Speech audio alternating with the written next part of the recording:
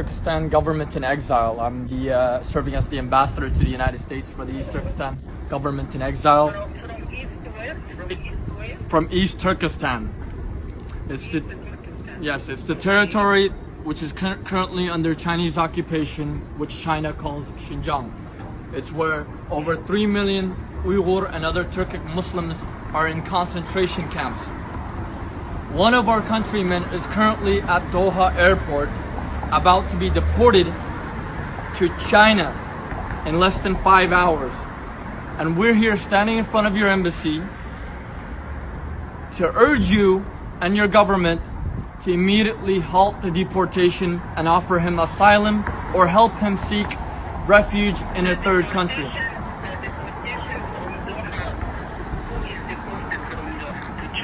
So one of our countrymen, Ablikim Yusuf, is currently at Doha airport about to be deported to China in less than 5 hours.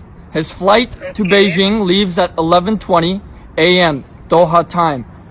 And that's why we are here urgently at this time trying to urge your government to immediately halt the deportation.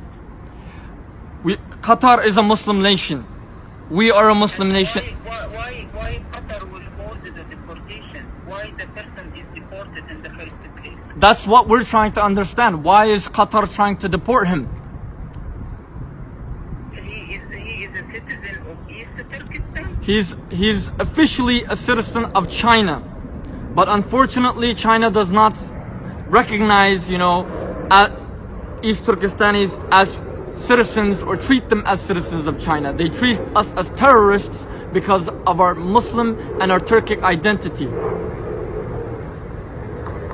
Okay, what is the name of the deported person? Can you spell his name for me? Yes, officially here, 1 second. Let me spell it as is on his passport.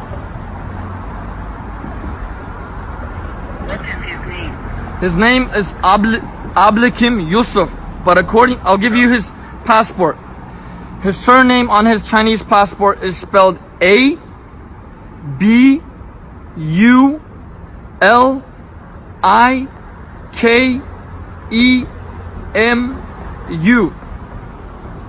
His given name is Yusuf, Ayusufu.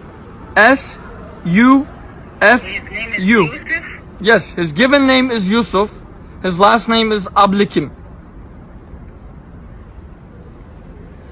And why he was in Qatar in the first place? So they deported him from Why Sarveho. he was in Qatar? So let me explain. They deported him from Sarveho, and they are trying to deport him via Qatar. So we are trying to figure out why they are trying to deport him in the first place, and why through Qatar, and why Qatar, being a Muslim nation, is allowing this to happen. Because he is a Chinese citizen.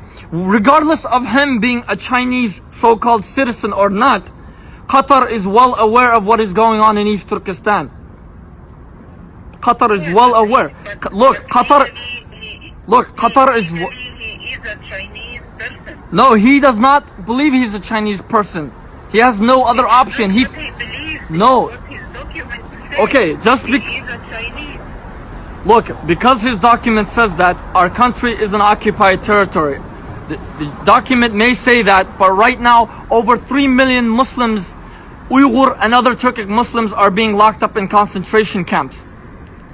Many thousands are being killed. It is unacceptable for Qatar, knowing that this is happening, to send this man back to China, where they will definitely put him into a concentration camp or prison, and where they might even kill him.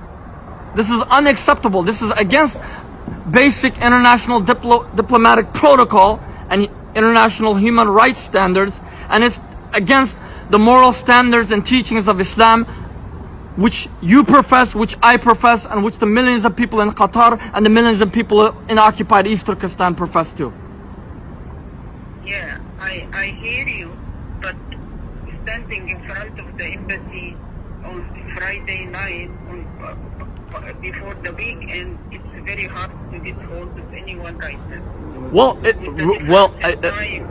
I understand. That's why, since you work inside the embassy, we're calling on you to contact Doha, to contact Qatar and tell them, to urge them to immediately stop this deportation, to immediately halt this deportation, to give Ablikim Yusuf. Do that without document, without. I can send you all the documents to you right now to your cell phone if you would like. No, I don't want. I am not the person in charge.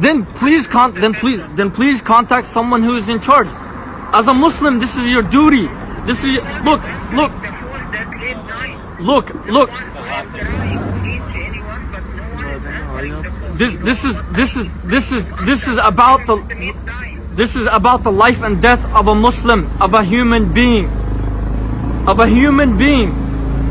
Qatar knows that this man will be sent back to China, and at the least he will be thrown into a concentration camp, tortured, and maybe even killed.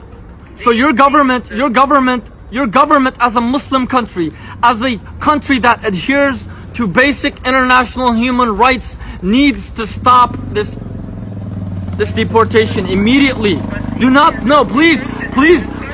Please do not give me this excuse that we cannot do anything. There's time difference. We're living in the 21st century. Just like how you can call me right now, you can call Doha. Listen, you cannot do that without documentation. I told you, I can send you the documentation. You're holding the man at Doha airport. All you need to do is pick up a phone, call Doha. Qatar has everything to do with it. Qatar has everything to do with it because the Qatar authorities are the ones that are deporting him, that are allowing this deportation to happen. He does not live in Qatar, right? He is in Doha airport right now. Yes, but he's not living in Qatar. No, he doesn't live in Qatar, but he's being held in. He's originally, okay, look, he fled East Turkestan in 1997 because of Chinese persecution. Then he went to Pakistan, and then from there, because of Pakistani's close ties with China, he had to flee there for his life, and he went to Sarvejo. From Sarvejo, they deported him. And from there, Qatar is now about to deport him to China.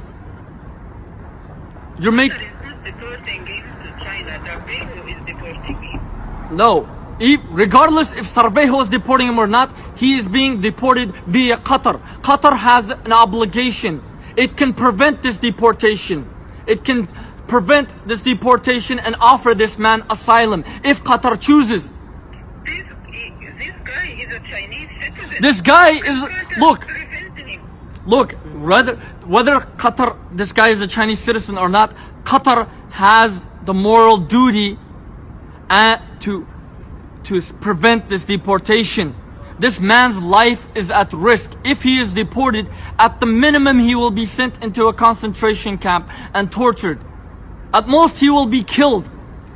Qatar has an option right now. Either they can turn a blind eye to the death of an innocent Muslim, or they can prevent the death of an innocent Muslim and show the international community that Qatar does indeed care about human rights, and that they respect human rights, and they respect the rights of Muslims, and they won't stand silent to oppression, be it from China, be it from any other country. So this as much as this is an opportunity, you know, about us trying to prevent his deportation, this is also an opportunity for Qatar to show itself that it is not a rogue country, that it doesn't care about human rights, but that it does care about human rights, and that it respects international laws, and that it respects the rights of Muslims, and that it stands up against oppression. Why you didn't come before about Because we just heard about this deportation a few hours ago.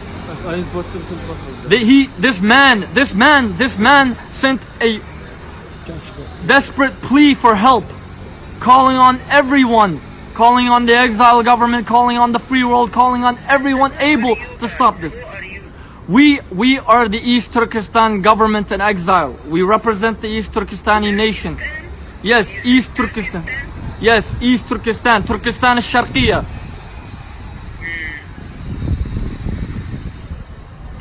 Please, we urge you to call Doha and stop this. Doha has the opportunity to stop this deportation. Doha has a responsibility, both an Islamic responsibility and a moral responsibility to stop this deportation. Let me see what I can do. Thank you.